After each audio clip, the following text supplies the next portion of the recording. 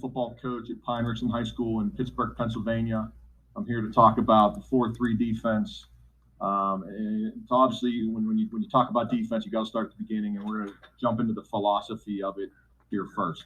I've been the head coach at Pine Richland in Pittsburgh for coming up on my 8th year.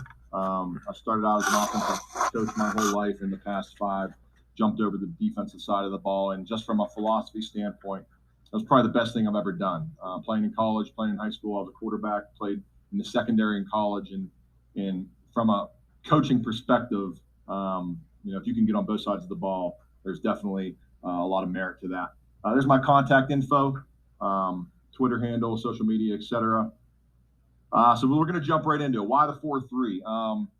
When I got into coaching, and long story short, I think we all know that games are won, championships are won with defense. And to play good defense, in my opinion, you need to stop the run. I don't care what part of the country you're in. If you're in the West Coast, the East Coast, if you're in a warm climate, if you're in a cool climate, you got to be able to stop the run. And that was the primary reason why we went into this 4-3 defense. First thing there, it's extremely versatile. It's a 4-3, but it can be very easily convert to a 4-2-5. We sub in the nickel quite a bit with that field backer, and we can match up with any 10 personnel sets very easily. But then I think nowadays more the rage is the 11 personnel stuff, even 12, 13 personnel. Those offensive guys make it tough, and just adding all those extra gaps. And with this defense, we can easily adjust to just about any formation that you give us. It is very attacking. Like I said, we want to stop the run. We want to attack. We want to take and enforce the issue to the offense. Like, you hear about offensive football nowadays and RPOs and reading defenders and run pass options on almost every play. Well, that gives them the chalk last. Well, we want to take that out of their hands. We want to have the chalk last. We want to attack and force the issue upon the offense, not let them sit back there calmly and comfortably reading us. We want to take it to them a little bit.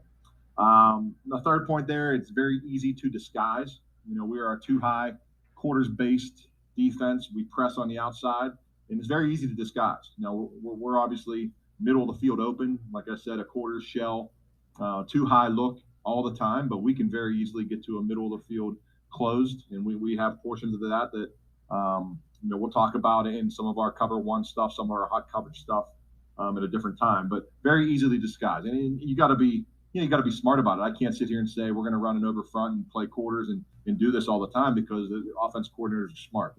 They'll know what the quarters beaters are. They'll know how to attack you. So with any coordinator, any smart football coach, you're only as smart as what you don't know. So you got to understand what your weaknesses are. How to be able to handle when an offense is able to attack you in an area where you're weak. You got to be able to have those answers. So that's why we're very into this 4-3. We're very knowledgeable about it.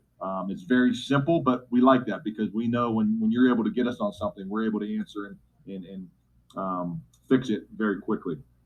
Like I've alluded to, we're going to stop the run. First and foremost, we're going to stop the run. Again, I don't care where you're at in the country. When it comes down to it, when you're one of the final 2 teams in the state playing for a state championship, you got to be able to stop the run. It doesn't matter what type of offense, 10 personnel, 21 personnel, all the jet wing, triple option, flex bone, wing tee, that doesn't matter. You got to be able to stop the run as a premise, make them left-handed, make them one-dimensional, and then you're able to do some things. And then finally, we like the 4-3 again to be able to stop the run, but you get 9 in the box. So everybody talks about whether you're playing a 4-3 like we are, an odd stack, whatever it is, you're trying to add extra defenders to the box. And in our defense, we feel that we're able to get 9 in the box very simply. With our down 4, our 3 linebackers, and our 2 safeties are very, very much incorporated into our run fit. So talking about some of our goals, and I think you got to start here to understand what we're all about, and then you can kind of go from there. So number one, as a defense, you want to prevent points. That's all that really matters. And I talk to our guys all the time. Yards do not matter. If they get a big play on you, if they break a long run, it's okay. It's not the end of the world, because all that matters is preventing points. All right. Field goals do not get you beat. 3 points do not get you beat. Touchdowns do. And I think that's critical to understand. There's been, times throughout a season where they'll pop a run, they'll get a screen on you, but the things we preach about running to the football and pursuing the football and living to play another down, those are all important characteristics because field goals don't get you beat. If they get down in the red zone, they get down near the goal line, you need to keep them out and make them kick field goals, or heck, you cause a turnover and they get 0 out of it. So prevent points. And then finally, like I said, or alluded to, TDs only happen 2 ways: long plays, right? They break a long run, they throw a deep pass, whatever it is, or goal line and red zone scores. Okay, so that's a part of our goal. We want to prevent big plays, right? We talk about that all the time. And obviously when they get down in there in the red zone and goal line, we have a specific plan to keep them out and, like I said, to prevent the points. All right, now looking at the film here. So again, preventing points. This is our district championship game from this past season. This is the first drive of the game. They popped a run, got down in there. This is 4th and goal at Heinz Field. And again, just I think our kids believe the philosophy of just keeping them out. They motion across and run a simple power play right there. We shot some gaps and we're able to get a TFL and get off the field. Next clip here, similar situation. Again, down in the goal line. This is a philosophy. This is stuff that, we talk to our kids all the time about. It's a culture. It's okay. You don't get down because they broke a big run. It's all about keeping them out of the end zone and preventing the points. And one other clip here. Again, similar situation. This is a state semifinal game. Again, down to the 3 or 4 yard line, just selling out whatever it takes, throwing your body around, keeping them out of the end zone. Again, that all starts with the coaching. It starts with myself as a coordinator, and it goes down to my whole staff. It's a philosophy, it's a culture of keeping them out of the end zone. Next thing, we want to take the ball away, right? We don't talk turnovers per se. When we talk to the kids, we talk takeaways. All right, and we believe this is a skill that can be practiced. Quarterbacks generate the most turnovers. That's very important to understand. So we talk to our kids about this all the time. When you get free, you're about to make a sack, you're near the quarterback, we're constantly ripping at the ball, swiping at the ball, trying to create takeaways. All right, again, quarterbacks create the most. And again, we talk about this, we practice this. This is why we pursue the football so diligently. We try to get 10, 11 guys at the ball every single snap. We get a guy that holds them up. The next 2 or 3 guys come through to make the turnover, make the takeaway. So next, this first clip here. Again, they break a little bit of a run, I think a 4 or 5 or 6 yard run. You'll see we have the running back held up, and a very good clip of our safety coming in and ripping the ball out right there. So watch this guy right here. Comes in right there. We call that the lawnmower technique. We can get into that later, but comes in right at the end, rips the ball out, and gets a critical turnover for us. Another clip, similar situation. They run the ball down to the bottom of the screen here. Our Mike linebacker, who's right in the middle, pursues inside out. They throw the bubble right there. We hold him up, comes through, and there you see 34. Again, same technique, rips the ball over. This just isn't coincident. This is something that we practice on a daily basis. Again, preach to the kids to get it done. And I heard an important quote years ago, but your kids are what you talk about. They are what you teach them. So whatever you're teaching is what they're going to do. If you teach laziness, you allow laziness, you allow kids not pursuing to the football, then they're not going to. If you talk about getting there and ripping the ball out and holding them up and doing things like this, then that's what they're going to do. Good end zone clip a bit here. Again, to the left of the screen. Right there, 34, you see, we call that the lawnmower technique. So again, grab the tip of the ball and we actually rip it out. One more clip here. We're going to look at number 8 right here. All right. We have everybody covered. They check it down to the running back right in the middle here. I believe somebody comes and holds them up, and you see 8 coming in from the side, violently swiping the ball out and ends up knocking the ball out for, again, a big turnover in our district championship game a couple years ago. Another clip here. So, again, takeaways isn't just forced fumbles. It's also interceptions. So, again, we're very aggressive in how we play defense, constantly trying to get the ball back to our offense. Another good one here. I believe this is another interception. So again, we're looking up top. This cornerback, we're in press coverage. We'll get to this later on, but does a good job. He's physical. Guy falls down and he makes the pick. Doesn't just knock the ball down. He makes the interception and gets the ball back to our offense. Next thing, we want to score now. So taking the ball away is great, but now that we do that, we want to score. We want to turn that into points for our defense. So again, this is a skill that can be practiced.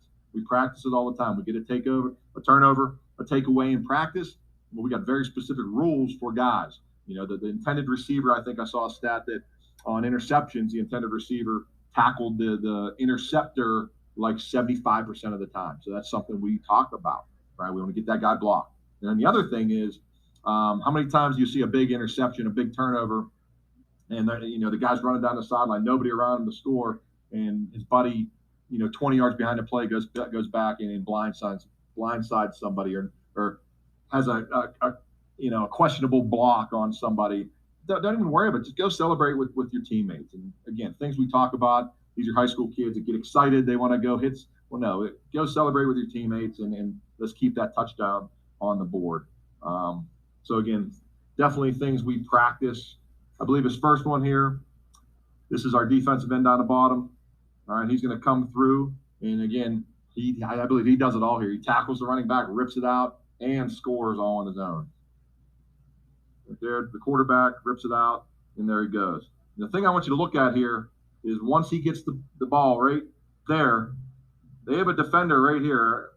I guess it's an offensive lineman that we could easily, and I've seen this throughout my career, kids get excited. They see him going for the score, and our kid cuts their mind and just knocks him down. All right. But you see our kids just bypass them, and we just say, go escort them into the end zone. They don't even worry about them. They just get in front and go celebrate with your teammates. Good end zone copy here. There we go. Rips it out. Again, number 6 right there. Could easily have just hit the kid in the back, but again, go celebrate with your teammates. Here's a good interception look down the bottom here.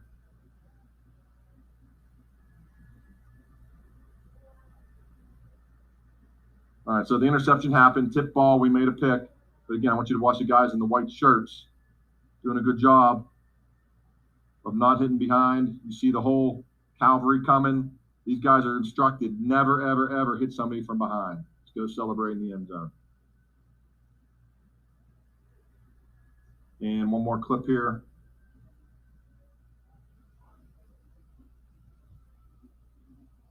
All right. So again, they try to throw a little tunnel screen at the bottom. All right, we get the interception. I'll go score. Finish the play. Again, notice the gray shirts running down the field here. This guy and this guy. Again, I've been on teams in the past. I've seen a lot of teams that this touchdown will be called back because right there, this guy gets selfish and tries to, act a little tough in front of his buddies and knock them down, and then that's called back. And the score is off the board. So that's definitely things we talk about. The little things in football go a long way. So a little bit about philosophy now. Like I talked about earlier, we want to stop the run. Now, with stopping the run, there's a lot of things that go into that. We want to win on first down. I think that's very critical to win on first down.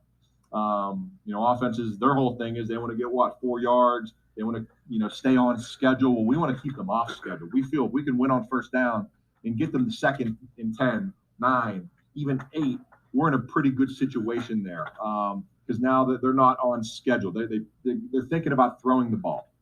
So we want to win on first down. And then the second thing with that, we want to, in our base 4-3, we want to defend the field with our 3 technique as much as possible. All right. So we're going to, built into our rules, we have things that are set up that way that we want to defend that with our 3 technique. He's the anchor of our defense. Second thing, we want to pursue the football. All 11 guys to the ball. Again, they are your team is what you preach. We practice this every day. We talk about this every day.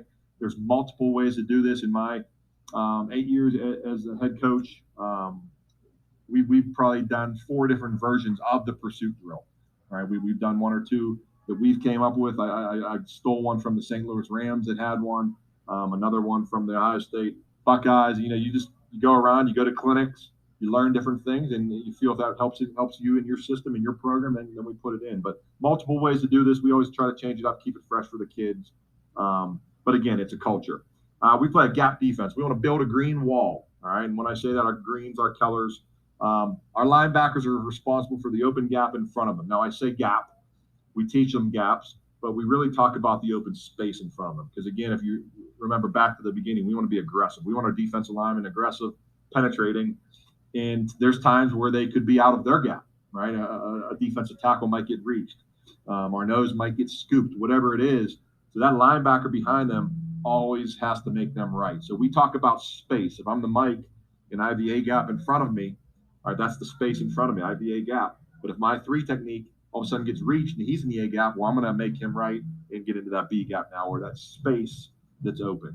All right. So again, we are gap defense. We are always gapped out. Now, if you look at this picture here, this is again that green wall. It's very, very generic, obviously, but that's just a base over front to a pro, 21 personnel set. But it shows you we're gapped out. All 4 D linemen have a gap. All 3 linebackers have a gap. And then there's that 9 in the box that I was telling you about. Both our safeties there, again, in the 21 personnel set, can come down, and there are extra hats in the box. All right, that's our +1, +2, and that's the way we're able to get 9 in the box. And again, how often do we see pro under center eye backs? Not very much, but again, that's kind of our starting point, and then we can kind of build from there, just to get the philosophy done right. All right, back to that same thing about building the green wall, and I kind of alluded to this a minute ago, but we want to make the guy in front of you right, meaning the guy in front of me is never wrong. So if I'm a linebacker, if I'm the Mike, and the 3 technique has the B gap, I have the A gap, he's never wrong. So if he gets reached because of his aggressiveness, then we want to make him right. And that's the same philosophy to our linebackers and the same philosophy back to our defensive back. It always works front to back. And that is our golden rule. We want to be aggressive here. Linebackers make him right. The linebacker misfits, now our safety is going to make him right. All right, and that's a golden rule we live by, because aggressiveness is paramount. And here's a good illustration of exactly that. If you look on the left side here, again, that's just a general pro set, 21 personnel. That's a weak ISO or weak lead, whatever you call that in your scheme. But long story short, that nose has the A gap, the end has the C gap, and this bandit, our boundary backer, has the B gap. Now, when he gets any type of isolation block, he's taught to spill that ball, all right, out to his defensive end who's boxing it. We box with our defensive end, and that would leave it to our unblocked safety right here to make the play. All right, that's assuming they got our guys blocked, we fit it up correctly, everything good. All right, now if you look at the picture to the right over here, this is where it shows you where the defensive end. So again, its defensive end has the C gap, but for whatever reason, maybe this kid kind of reaches him a little bit. Our DN dives in the B gap there now. So our bandit is taught he's going to make him right. So instead of just plowing himself into the back of our defensive end, all right, he's got to make him right. So when our DN comes in here, for whatever reason, he got blocked in there, whatever happened, our bandit now is going to make him right and fill right outside. All right, so whatever happens there, so again, he knows he has to box the football, and again, forces the ball to our unblocked defender there. So again, just the premise of making the guy in front of you right. All right, we're extremely aggressive. And this is something I think shows up quite a bit in the film. Our linebackers trigger and penetrate with their run fits. You shouldn't be able to determine. You shouldn't be able to understand if it's a blitz or if it's not a blitz. If they run the football, our linebackers should look like a blitz every time. All right, we live for TFLs, tackle for losses, and run throughs. All right, like I mentioned, it should look like a blitz. Speed of the players are important. Our linebackers got to be able to run. Really, the only position that you could possibly get away with a guy that can't run is your Mike backer at times. But again, it depends on the offenses you're seeing. If you're seeing 10 personnel teams that isolate him and do some things with him, then you got to think about that. But you got to have guys that can run. And then finally, like I kind of alluded to, we attack on all 3 levels. Up front, the linebacking core, and then even in the secondary, we press on the outsides, and our safeties are extremely, extremely aggressive. We want to overpopulate the box. So again, understand your run fits. We always want to be +1 in the box. With all the quarterback run, that's all the rage nowadays. We want to be +1 there so we can handle those type of runs. And then kind of like I said, we want to own the numbers. Whether it's to the field 3-by-1, we want to make sure we have +1 over there. 3-by-1 in the boundary to the single receiver, we want to make sure we have +1 there. And then in the run fit, we want to be sure we have +1 there. We want to pressure the offense. When I say pressure, don't take this the wrong way where we're reckless. We are not reckless at all. It's very calculated in how we pressure. Zone versus man blitz. What do? We are a big zone blitz team. Because if you think about it, think about a quarter structure, 2-by-2, 2 safeties, 2 corners, minus the underneath defenders. Now we match all routes. It's basically cover 0. So if you blitz out of that, it's basically a man blitz anyway. So anytime we bring any blitzes, it's a zone behind it. 85 to 90% of the time. Now there is a time and a place, I think, to man blitz, but we don't do a lot of it. And then finally, pressuring the offense, like I talked about, turnovers and takeaways, how we call them. We run a turnover circuit. We do ball drills for our DBs. At the point of contact when the receiver's about to catch the ball, we have certain techniques we want to use. Do we swipe down? Do we punch? How do we handle that? In phase, out of phase with cornerbacks, we play press, so we see a lot of fade, right? Fade ball. So, if we're out of phase, how do we play that as a cornerback? If we're in phase, meaning we're hip to hip with the receiver, how do we play that? I talked about the lawnmower earlier, and then we talk about a dirty ball and a clean ball. And I know a lot of people refer to that as a city and a country ball. So basically, if the ball's on the ground, it's dirty if there's a lot of people around, right? If there's a fumble and there's a lot of people, well, we want to fall on that. If it's a clean ball, it's out in space.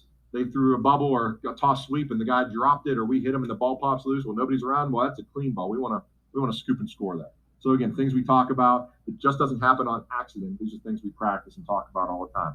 We want to defend formations. All right. We want to take away what they do best.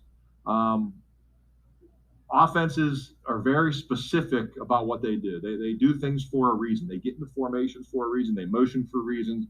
The depth of their running backs, tailbacks, fullbacks, H-backs, sniffers, they're all in certain places for a reason. So it's up to you as a coach to examine that, break it down, and then come up with a plan on why they're doing that, and then how to stop it, right? You got to defend it. So we do formation recognition every day. We got to understand what are their top 3, 4, 5 formations. So we got to understand what they are and how to get aligned to them. I think lining up is half the battle. It's almost embarrassing how many times teams, defenses, at all levels get beat, get big plays on them because they're not lined up, right? And I think that's the before anything, you got to get lined up, all right? And then I talked about back placement a little bit there. What level is the back at based on their alignments? And we'll get into that more later when we get into the stopping the run talk. Last couple here, we want to take away their best player. We want to make them left-handed and one-dimensional, especially high school football. I mean, they have a stud at the X receiver. Well, we got to take him away, make him throw to somebody else. They got a stud quarterback. I'm going to do everything in my power. The deck quarterback has a rough night, or if he's a runner, he isn't going to run it much. If they have a tailback, we're going to load the box and make him throw it. So whatever it is, we want to take away their best player and have answers whenever they do try to adjust. We want to be simple. Keep it simple, stupid.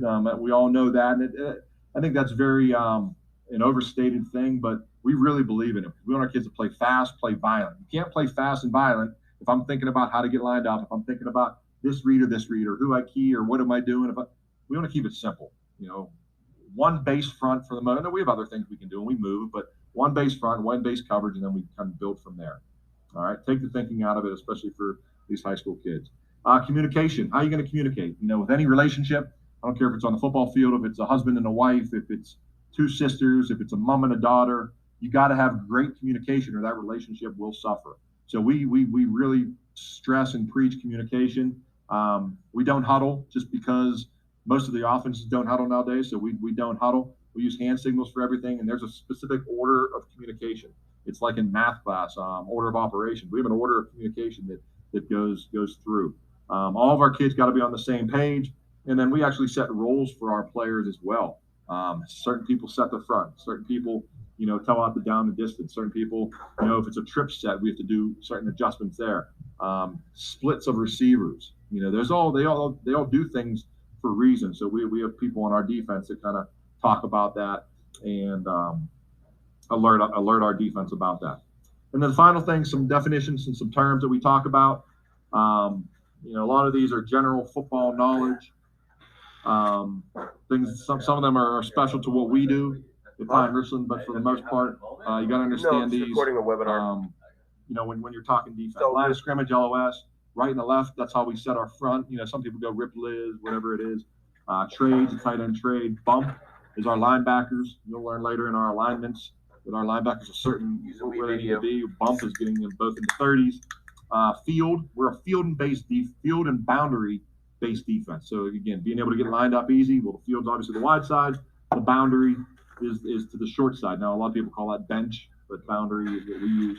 Strong and weak, obviously, is a way or two the tight end. Front side, back side, based on where the ball goes. The box, all right, obviously the box is in between, right about the tackle area. Box is us, our defensive ends, boxing the football. Box is also known down the bottom there is in the box, out of the box. Spilling the ball, which we don't do primarily as a base rule, but on certain pressures and stuff, we definitely have guys that can spill the ball. In the box, like I mentioned, tackle to tackle. Out of the box is outside the tackles. In out, so wide receiver running an out route, and in is in. In under is any type of under route, 5 yards or less. Pine, that's a term we use when a DB and a linebacker share 2 players. So if they're in a condensed split, and depending on the coverage we're in, we say pine. Some people call that share. A bunch of different rules out there. Tangos when 2 linebackers do the same thing. So if there's 2 running backs back there and we're playing cover 1, our linebackers are sharing him. Show, that's a pre-snap blitz. So we have a certain linebacker will come up. Our bandit will come up on the ball and show, and then he'll step off. Down, all right, is the same type of thing, except we're showing our blitz and then we're gonna blitz. So I would say down, bandit. All right, our bandit's gonna be up on the ball showing, and he does go. So there's time you can't just show and back off every time. You got to show and go at times too. Double tight is very, very important that our kids understand when they come on 2 tight ends. All right, tough call. That's a post snap stem for our defense when they line up an over front and basically stem to an under front. All right, so you'll see we're an over front, but we go to under fronts quite a bit. Pinch is all 4 D linemen pinch inside. Stem, that's a D line aligns in another front and stems to the front that we call. Base is our base defense. Okie is our third down package, and then casino again is specific to us. That's our third down package. So that's it. That's the basics, basic philosophy of the 4-3 defense. Again, any questions, please feel free to reach out. But hope you learned a lot from that. Thank you.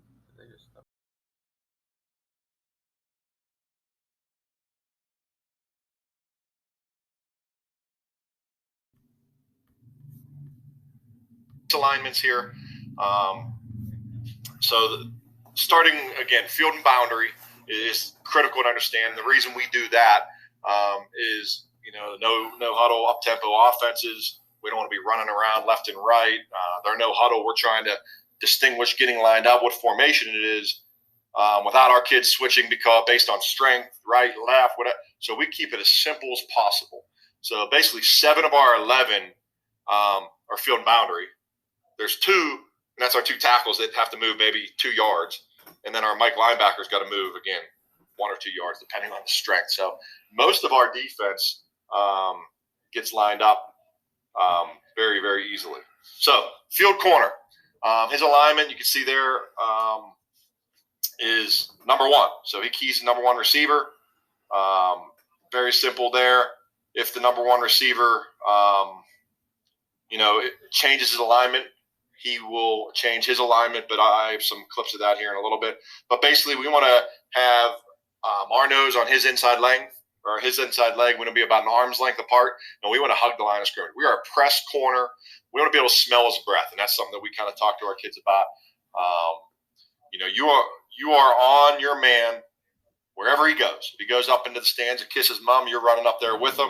He runs a vertical and out, whatever it is, you got man on man wherever he goes, unless he runs an immediate under route. And again, that's based on game plan. There's certain times where we'll keep him on him all the time.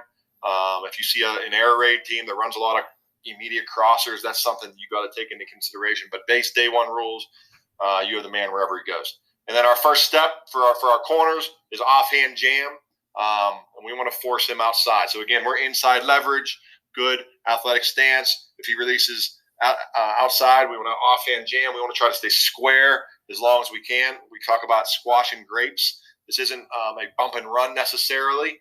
Some of our kids are better at that than others, but you don't need a stud out there to play great press coverage. We played a lot of great press coverage with kids that run a 4.9, but had great technique.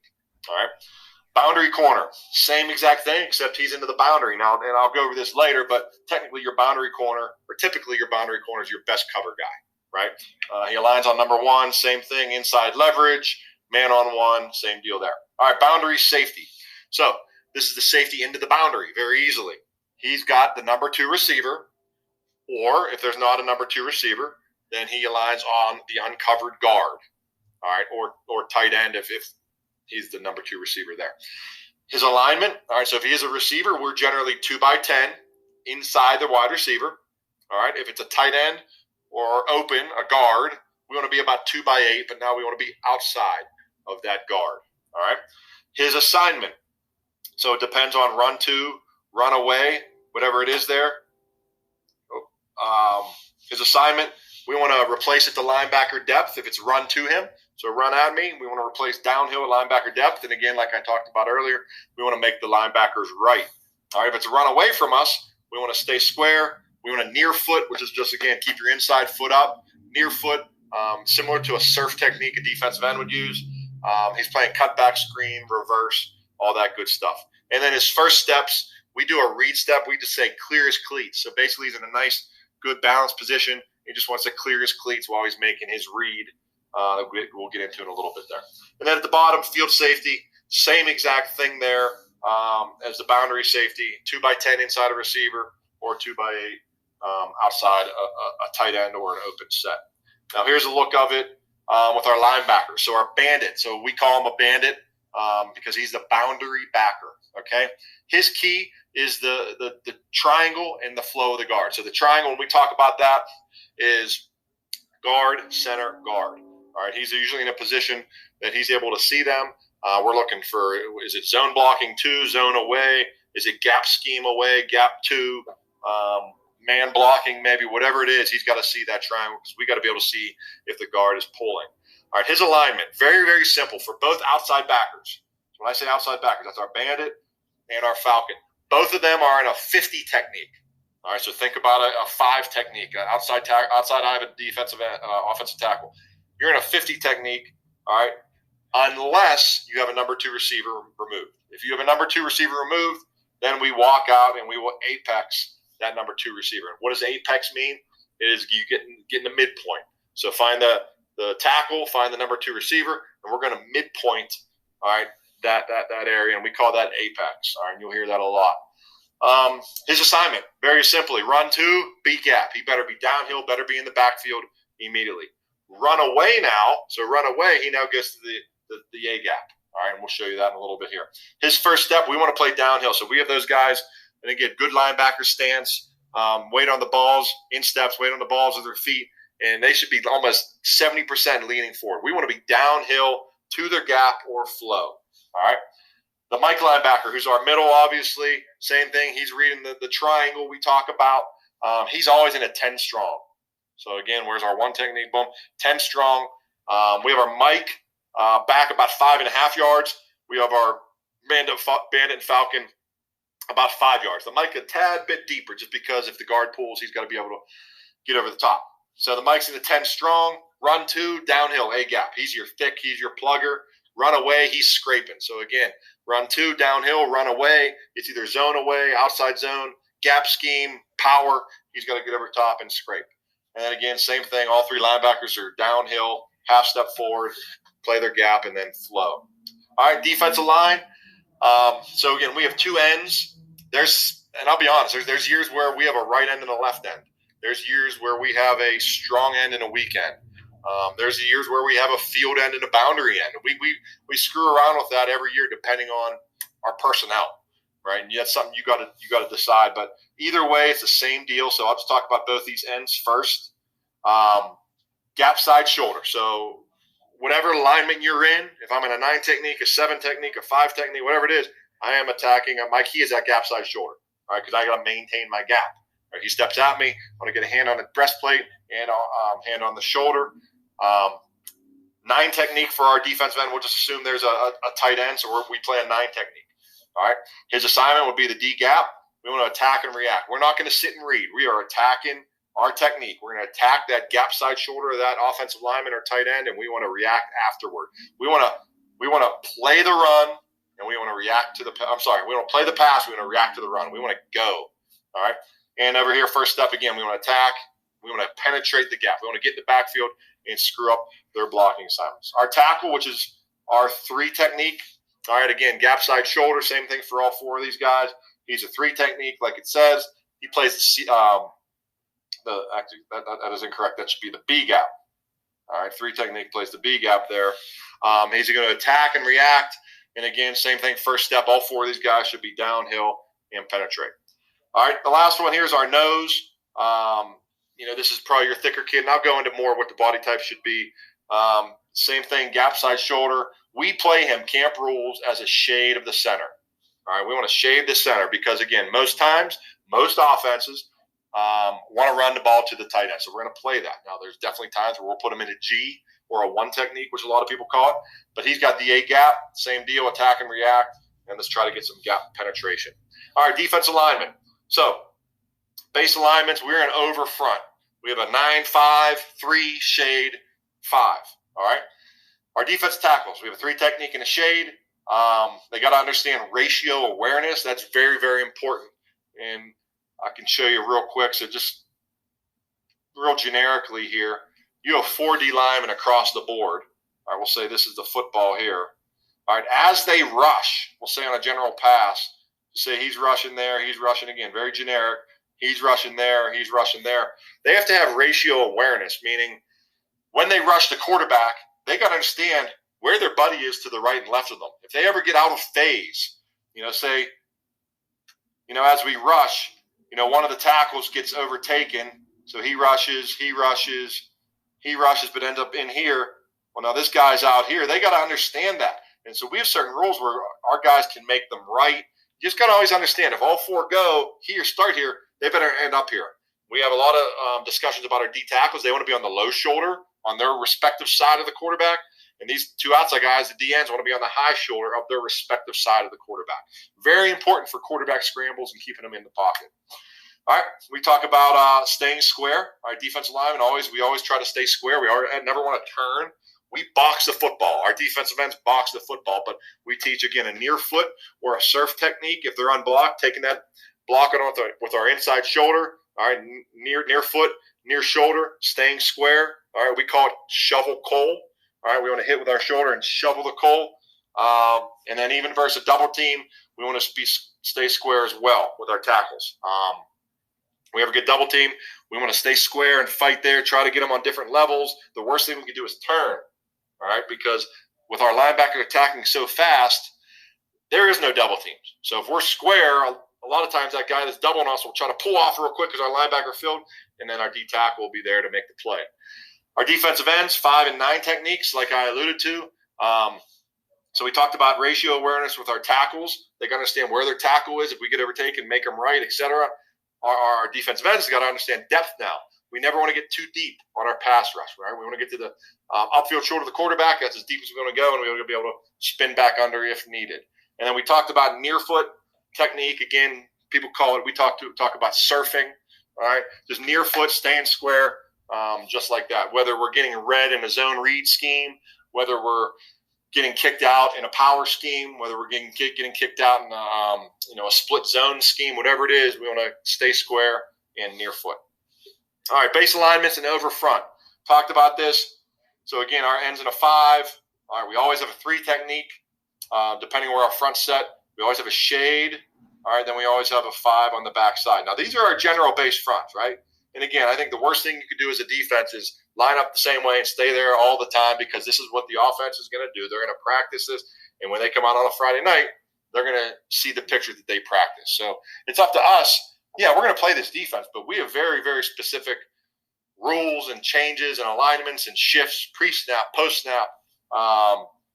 He might be a 5, but depending on certain formations, this end might move in here head up. All right, this shade might move into a G. All right, this 5 might move in and be head up here. All right, so there's based on what the offense gives you. So we have very specific things that we can do.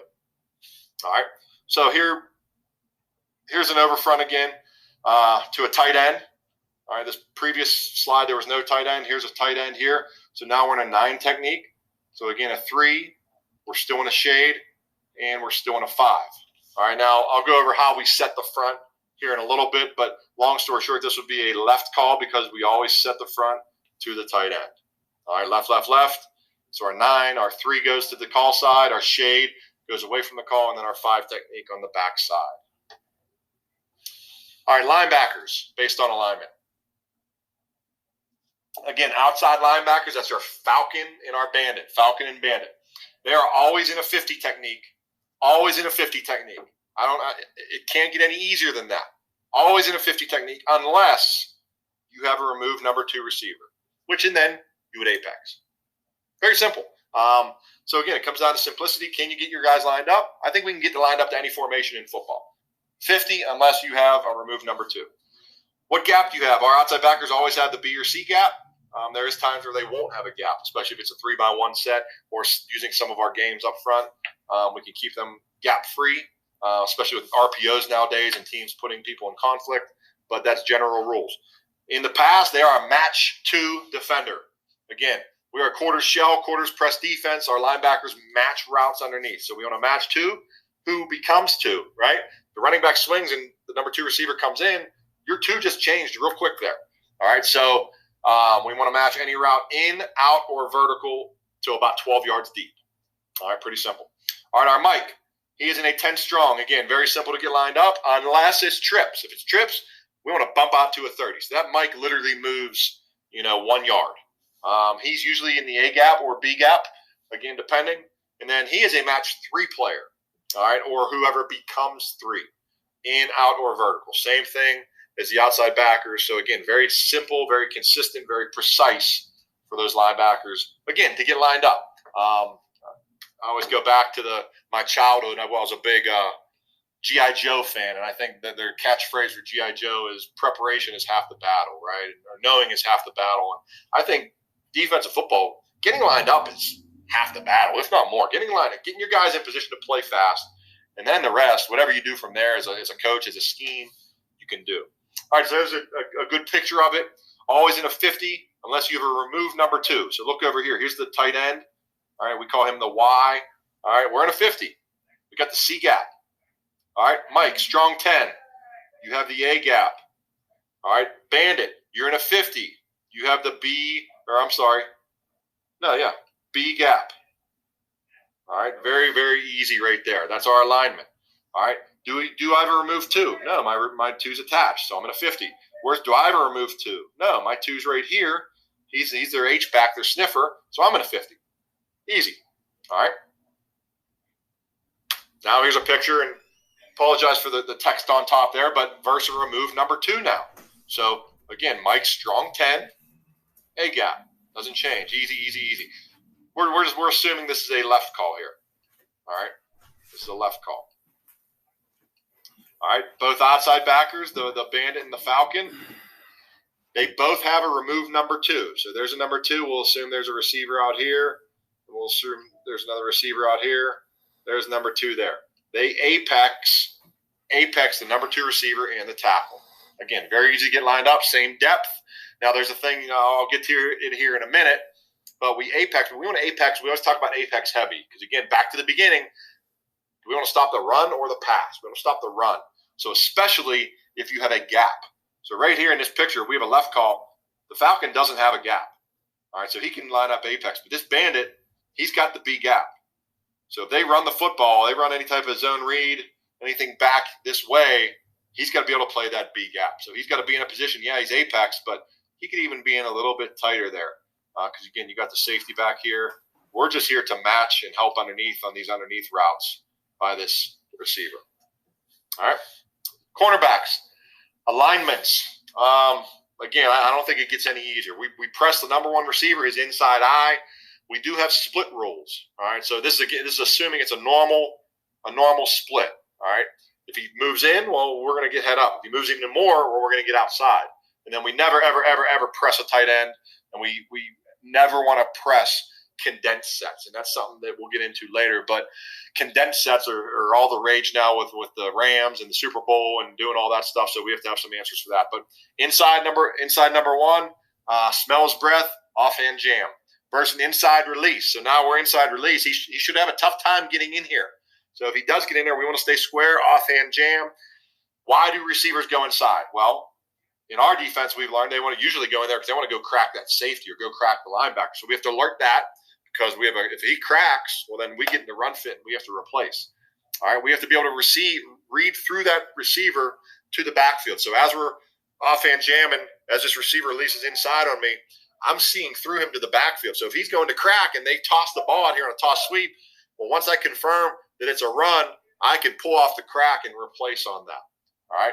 And then what do they do when they go in there? And that's the beautiful thing. And I'll talk to it again about stopping the pass video. But when receivers inside release, they need to do a couple things. They run slants, they run posts, they run digs, and maybe they run shallows or under routes. That's really it.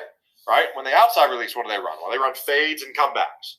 So if I'm smart as a corner, and I know he goes outside, there's two routes he's going to do. He's going to run a fade or he's going to stop. If he goes inside, slant, dig, under. All right, so again, knowing's half the battle there. All right, here's some alignments for our corner, and this is, again, our split rules. So generally speaking, let's start out here to the left side versus these receivers. So we'll assume these are all number one receivers, right? The three different pictures here. So this is a regular number one. We want to line up inside eye, all right? Arms length apart, hug the line of scrimmage, smells breath. He condenses down, so he reduces his split. All right, we want to get head up now on him because why he's doing that for a reason. All right, he's doing that for a reason. More times than not, he's going to try to release and maybe get outside on a 7 cut. Maybe he's really tightening down to run a fade to give more room for that. So we want to be smart. We want to get head up now. Same technique, squash grapes, offhand jam, whichever way it goes. And if he tightens down, and we have a rule here of about 5 yards. If it's any less than 5 yards, then we'll actually come off. But if it's just outside of that, we want to be about outside eye. Again, why is he down there? He's either going to go across, or maybe he's tightened down into the boundary to run an out. A lot of different reasons for that. And then, like I said at the beginning, versus a tight end, we never press a tight end. So our base alignment versus a tight end is 2x4. And again, depending on what we're doing, there's times where you'll have him man-to-man. That's a solo call for us, solo. But then there's times if we do get an attached tight end, that we will make some, adjustments. We can check cover 2 back there. We can do some different things, and we'll get into that later. All right, safeties. Last part here, alignments. Kind of talked about this before, but 2x10 inside the number 2 receiver. So more times than not, you're going to have a number 2 removed. We want to be 2 yards inside and 10 yards off. Now, I tell my safeties, especially, we call that ability alignment. So if you're really good, well, then you could probably move up to 9 or 8. If you're a Division I safety that runs really fast and really good hips, you can move up. If their receiver, if their number 2 is not very good, he's not very fast, he ain't going to threaten you vertical, you can move up. All right, just the opposite of that. If you're not fast or he's very fast, well, then we want to get back to 10 yards, all right? If it's ever versus a tight end or an open set where you don't have a 2, we want to move up to about 8. And again, we want to be outside of that tight end or outside of that offensive tackle. All right. And then finally, our alignment, number 2 could be a fullback or a running back, right? If the running back's in the backfield, that could be our 2. It could be the fullback in the backfield. Again, we based off of that, our alignment 2x8 outside. All right. Our primary deal is run support. All right. So we got to be able to understand to stop the run. We're usually the extra hat in the run fit unless we have a number 2. Block destruction. We got to be great at that. Receivers are going to come, try to block us a lot. You'll hear me talk about this in a little bit. But offensive receivers, running backs practice blocking every day. So why don't defenses, secondary and linebackers practice block destruction every day? They try to block us. We got to have a specific way to take on blocks and get rid of them. Take on blocks and snag them. Get out of there. We call it strike and snag is what we use for our block destruction. But we practice that every day. And then finally, safety is pretty easy. Unless you have a number 2 that you have, see ball, get ball. Right? See ball, get ball. You're making everybody in front of you right. Right? The ball cuts back. If it bounces outside, we need to have you there ready to go. So here's some alignments for our safeties. So looking over here first, that's the number 2 receiver. number 2 receiver. So again, we'll assume there's one out here. You're a 10 by 2 inside leverage. Inside leverage. We have our again, we want to protect the inside. So we have our inside foot up, and we use what we call a scooch technique. We don't want to backpedal out of there. We scooch, and basically it's just shuffle, shuffle, shuffle. All right, scooch back out of there because we're reading that. 2's our read. If he's vertical, we have him. We have him. All right. If he bubbles, we have him right now. If he does anything shallow or under, it's under 5 yards. And again, I'll go over this in the stopping the pass video. Then we do not take that. All right. But that's base alignments. Over here, this is like a fullback or H-back that's in the core. That's practically the same. If he was back here, it wouldn't matter. We are 8 by 2. All right. Outside. All right. Pretty simple there. Same thing. Now this is verse. Looks very, very similar deal. So again, assuming number 1's out there, there's your 2, your inside leverage there. Now over here is versus tackle. You're 8 by 2. All right, pretty consistent. I think pretty darn easy to understand. Now, as far as alignments, we do some different things with our defensive line. Cheats. Again, I think you're kidding yourself. You can go out there and say, unless you just got dudes that are Division I caliber and can play better than the other guys, but you got to have ways to cheat a little bit. When I say cheat, that's cheat alignments based on what the offenses do. And I got this off a college coach about 6 years ago. One of the best things we've ever done. But long story short, back to me. So we're just working the left side right now, the left side. So our end and our nose. All right. If the back is to me, generally speaking, and this is only 1 back sets here now. So 1 back sets. If they have a full back in here, it doesn't happen. It's 1 back sets. The running backs here, again, they can do some same side stuff. They can do off speed option. That's all good. This all still works for that. They're generally going to run that way, and we're generally going to see, right, inside zone steps this way. That's good. So we're playing those odds. So if the back's to me, you remember a little bit ago, our ends line up in 5 techniques. Well, we're going to be in a 5 technique, but we're going to tighten down to almost head up because we know this tackle is going to veer block. He's going to step down. So we need to get our hands on and be really tight, be thick on him. Same thing here. Our base alignment's a shade. All right. If the back's to me, well, I want to be in a shade because, again, we're probably going to get a combo here, a double team. All right. And that makes it really hard for this center to get up to our mic versus if we were out here in a shade, in a G, now that guard could take us and this center could get right up to our mic, and we don't like that. All right. So, again, back 2, we want to tighten up. Next one. Back 2, same exact thing, but now there's a tight end. All I did was add a tight end here. So same deal. We're assuming they're going that way. They're going to get zone steps this way. This tight end, who knows? Sometimes they put them here. Sometimes they arc them. It doesn't matter. But we want to be tight. We want to be really tight here again on it. So instead of a 9, we're almost going to be in here in a 6 technique. Head up, right? Really thick.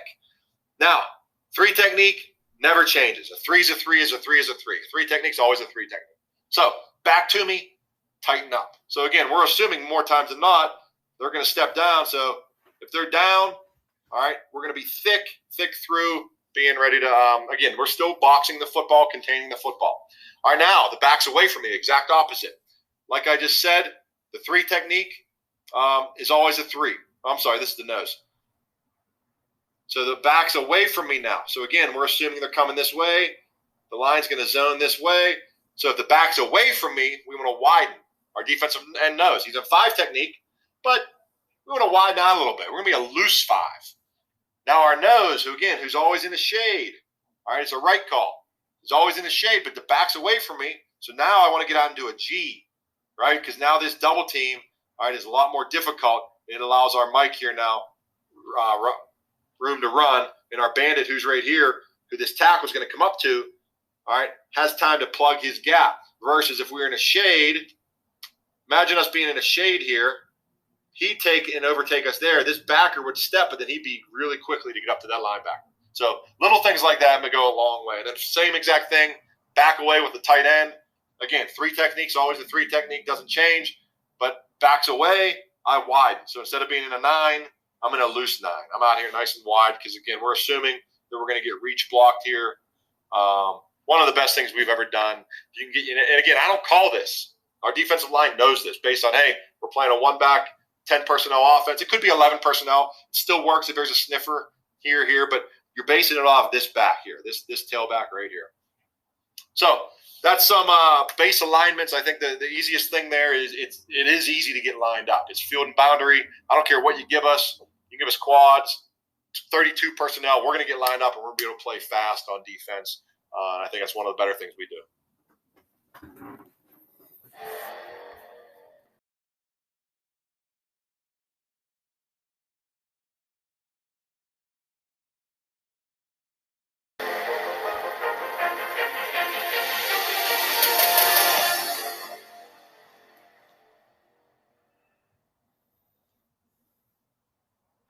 I'm Eric Kasperowicz, Ponderson High School, Pittsburgh, Pennsylvania, talking about stopping the run with the 4-3 defense. So when stopping the run, I think it's a mentality. It's something that you got to preach to your kids all the time. It's not a sometime thing. It's an all the time thing. It's a culture. It's what we do. And so some keys to that are the following. I think number one is win on first down. We are very aggressive on first down. Everybody talks about third down is the most important down in football. Well, yeah, it is. You got to get off the field, but you can't get an advantageous third down unless you win on first down, in my opinion.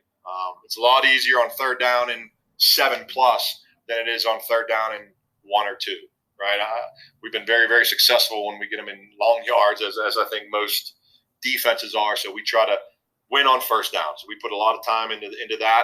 Most offenses, most of the time, are pretty simple, pretty run their base stuff. So I think you can scheme up some things there, but we're very aggressive on that. We can get 9 in the box. That's the beauty of the quarters press defense.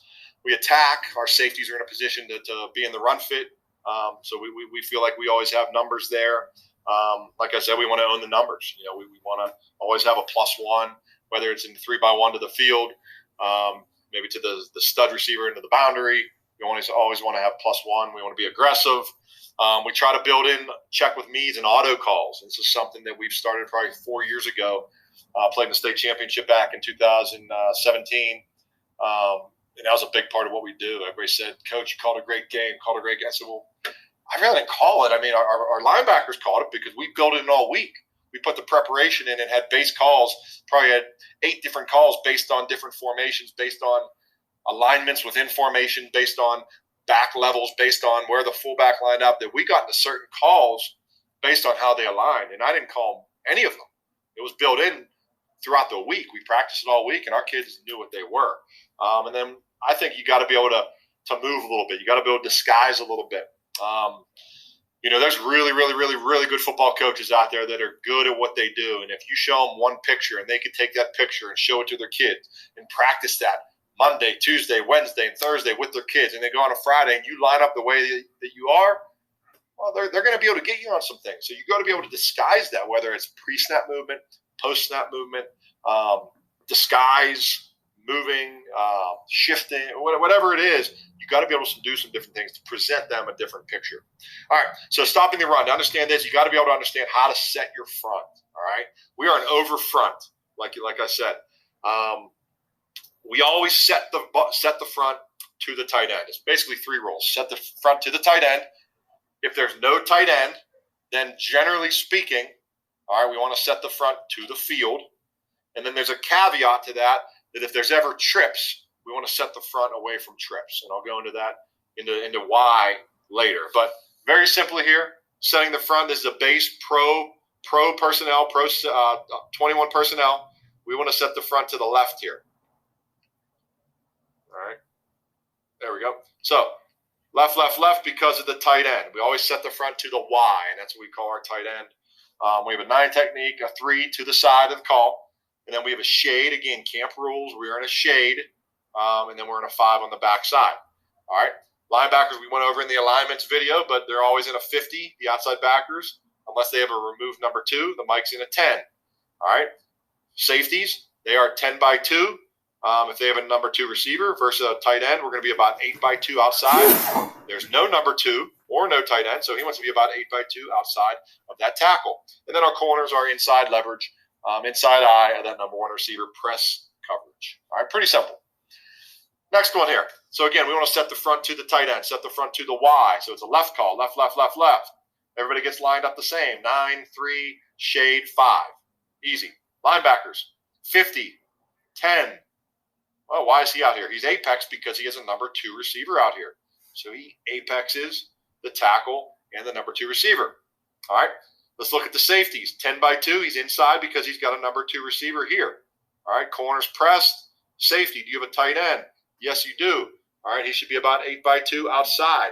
Now, the reason he is head up here a little bit because in this picture here, and we'll go over this when we talk about our past video, but we're going to generally base rules make a cover 2 check back here. All right, we have some words we'll use for that, but long story short, he's going to play the flat, and then their safety's going to play half the field here. But that's just our base check that we do there. So our alignment as a safety can move more C and 10, C gap 10 yards deep. All right, we'll go over that later.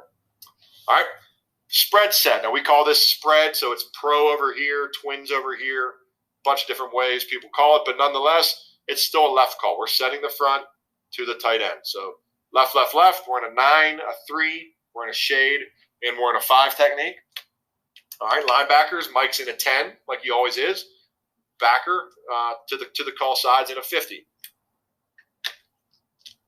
Our field backer, our Falcon, he's apexed.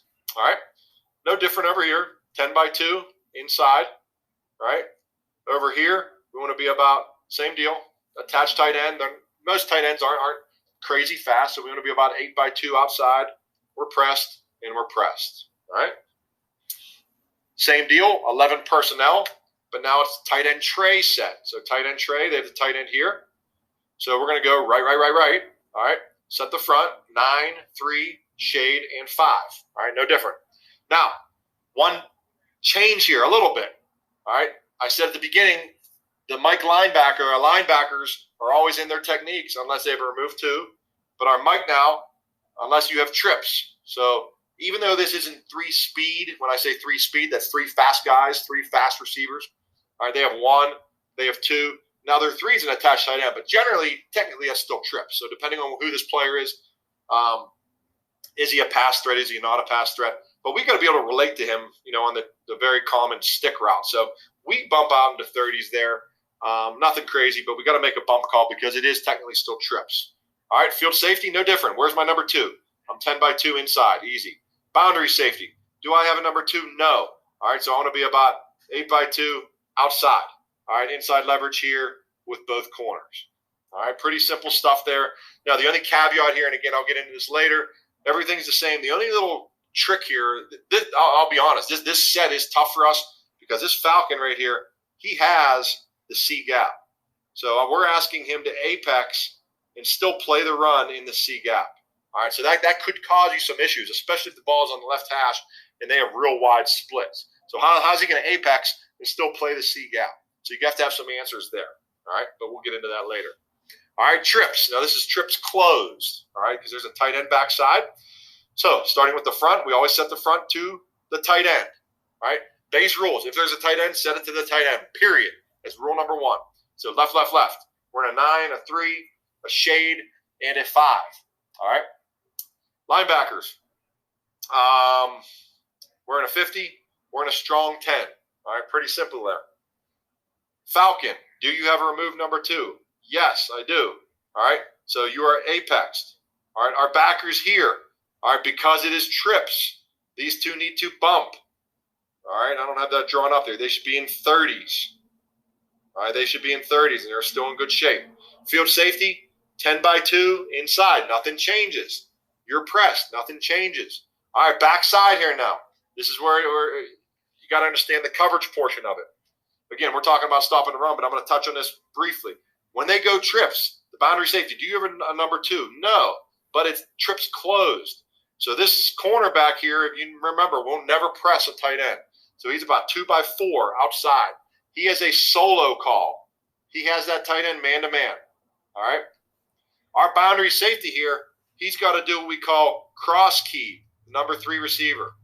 Meaning if the 3 comes vertical, he's got to take him. And again, we'll get into that more in the stopping the pass video.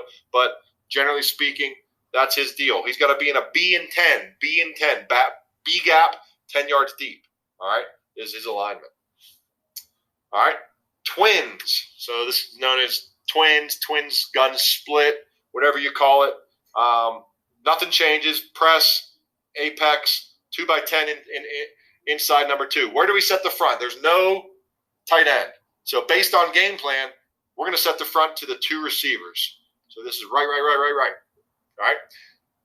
A smart coach once told me a long time ago. I asked him, well, why do you always set the front to the tight end? Well, why do you set the front here? Why do you want to set the front? You want to set the front where you think they're going to run the football. And generally speaking, they run the football to the tight end. Generally speaking, they run the football to the field. All right, that's why we do it. So 5-3 shade 5. Is there trips? No. Strong 10, 50, easy. Do I have a number 2? No. So I want to be 2x10 outside. All right, press, and we're good on the other side there. All right, here's a good picture of that same exact set. So press, apex. All right, 2x10 inside. He's about 9, 2x9 outside. Very good. 10 and 50. Good picture there.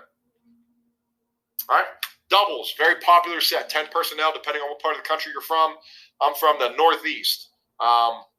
We see this maybe 30% of the time, 10 personnel. I know down out west, down in Florida and the southern states where it's warmer, you can throw the ball a lot easier, generally speaking. You see a lot more 10, but very popular set.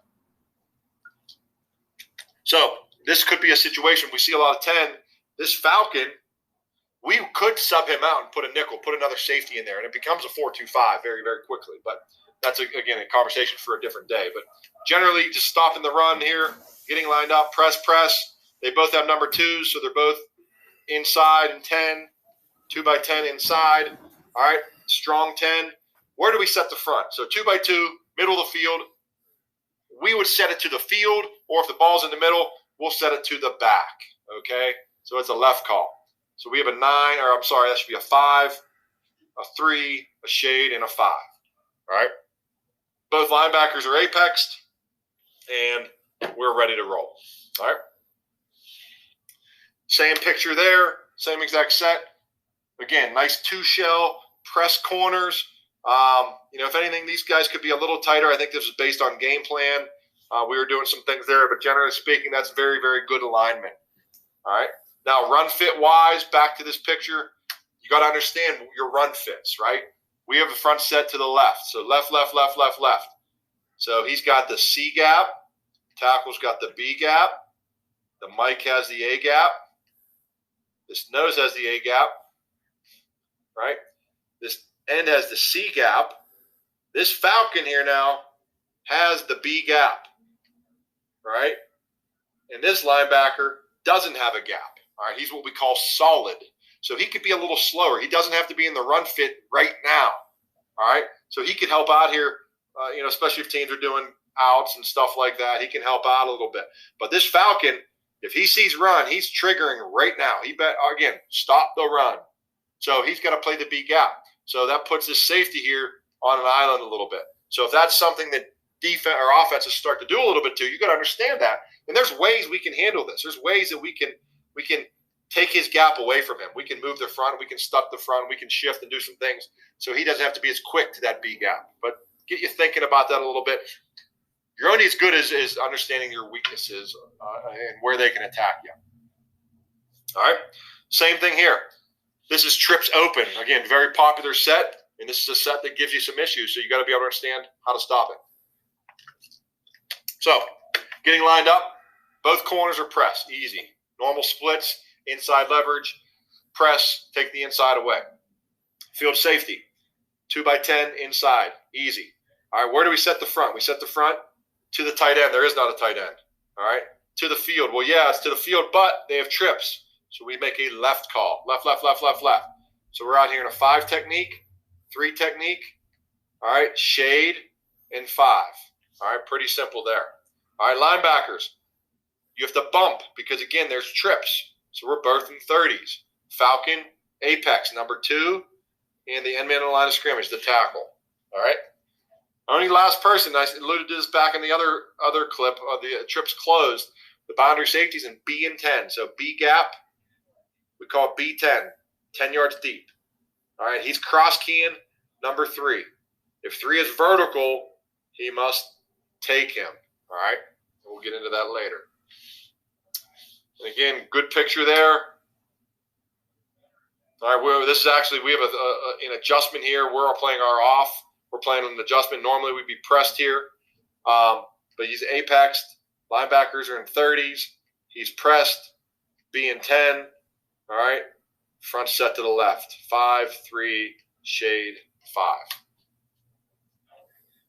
All right, and some special alignments, and then we'll get into some video clips here we can do. So similar to, again, based on game plan, based on what offenses try to do, we can get into a base, and like I said, we can get into a G. I can signal it from the sideline, or what we tend to do more often is, based on how they align, we can give certain guys freedoms to line up different ways. So say if they align this fullback to the weak side, likely to run maybe weak ISO, weak lead, something like that. Well, we don't want to be in a shade anymore. We want to be in a G. So again, signal it in, huddle call, or the way we do it, we build it into our calls based on, we allow them to see what the formation is and align that way. So here's a good picture of it here. So it's a left call for us. But the guy we're looking at is right here. All right, and I think if I look at my annotations on here, let's go back. Yeah, that guy right there, that's the one we want to look at. He, based on this set, they have the tight end here, so it's left, left, left, but they have the fullback on the weak side. So we must have had a tendency there that they were going to run either weak run or maybe split zone, I think, in this case. But either way, we wanted to be more in a G. And you can see the tackle here does a great job. Causes penetration, attacks, and does a good job of what we wanted him to do. All right, next thing, 2 tight ends. And this is critical you understand this. First off, we have to have a double tight call. We got to understand there's 2 tight ends because if you remember, we set the front to the tight end. Well, they have 2. So if you look at the picture here, 2 tight ends here, everything's equal. 3-man surface, 3-man surface. Okay, what doesn't look the same? Well, they have both the receivers out here. So we're going to set the front to the left here. Left, left, left, left, left. All right, now everything's the same. 9 technique, 3 technique. When we get a double tight call, the end in the tackle or the nose on the other side must line up in a G and must line up in a 7. Now, we'll sometimes do a 7 and we'll sometimes do a 5 based on game plan. But either way, we never want to be in a 9 and being here in a G or a shade because you're giving up 2 gaps. We never want to do that. All right, so it's a left call. That's our base alignment. Follow your rules for everybody else. We never press a tight end, 2 by 4. All right, so based on the call here, depending on what we're in, all right, he's 2 by 9 off, give or take, and I'll get into that in a minute. Set the front left, left, left. Your apex. Do you have a number 2 removed? Yes. Apex. 2 by 10 inside. All right, he's pressed on the outside.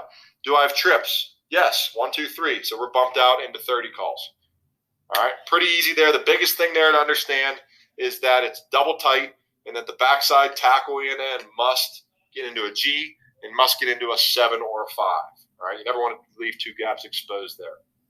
All right, here's a picture of it, a good video clip of the exact set. So I believe it's the opposite of what I drew up, though. It's a right call here, right, right, right, right. All right, so you see we're in a 9. All right, and again, we're actually pretty heavy there. We're almost like a 6 because this is a very, very heavy gap scheme team, so tight ends are blocking down the whole time. Old school, double wing, wing T type stuff, power counter. So we want to get hands on that guy. But we're in a 3 right here. Over here, we're in a G, inside shade of that guard. A lot of people call it a 1 technique. And then back here, we're inside in the 7 technique. Now, regardless, they motion across, it doesn't matter. We stay in our techniques and we play it. All right. Now we're solid, we're set, ready to go. Next picture here, base I. So again, my signal is I, but again, in 5 years of doing this, I think I called this in one time from the huddle. This is always a game plan situation. This is always where we'll talk based on the week, based on what they run, based on formation, that we can get our 3 technique now into a 4I. Well, why would you want to do it? Why would we want to take our 3 and bump them wider? Well, because it's a heavy run to the tight end team. Maybe it's a tight end wing team. They want to run stretch zone, old school power sweep, stuff like that, where they're trying to get that double team, that guard tackle combo, that deuce block, and trying to get that tackle up to your mic. All right, this prevents that. All right, everybody else is aligned the same. I have a good clip here, and I believe I have a good end zone copy of it as well. But looking here, our 3 technique right here is pretty wide. All right, and this is a team with again, tight ends here, wing. They were a heavy pistol, old school stretch zone. All right, we knew that. We had some high tendencies, so we played the tendencies. So there he is there. And I believe I do have an end zone copy of that. Here we go. So again, looking at that, see a 3 technique would be right here. All right, but he's actually right into a nice 4-eye. So you'll see what this does. It prevents that tackle. Boom. He takes the double team, and he's actually working through that because he feels that reach block. Excellent, excellent job there. And again, was that a great player? Yeah, he's pretty good, but it was more of us just coaching the kids up, getting them in position to play, getting them in position to succeed and beat the block that they were going to see. All right, jam. So I alluded to this a couple slides ago versus that double tight set. Again, based on the teams you see, if it's a big gap scheme where that tight end's blocking down, we'll make a jam call. And again, never, ever, ever huddle call. It's usually game plan. Hey, when they come out in this set with a tight end down attached, we want to be in a jam. The weak jam's a 6 technique. It's head up because we know 9 times out of 10 that guy's stepping down, and we don't want to allow him free access to our mic. So we want to get hands on and play really thick through that. Everything else is the same. So again, this is our district championship. I believe, again, I have an end zone copy, but we're looking at the defensive end down at the bottom. This is in essence 2 tight end, fullback. This is 22 personnel. All right, they had this tight end off the ball, and they motioned him a little bit here or there. But we're looking at the defensive end down the bottom of the screen here. He's in a jam. See, I think I have an end zone. So right here, you see, even though they ran the other way, that's okay. We're a heavy, heavy, heavy 6 technique down there. All right.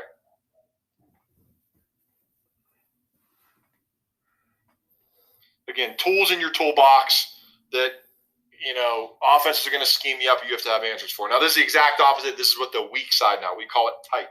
So same deal. So instead of being in a 5 technique, he's head up and almost do a 4.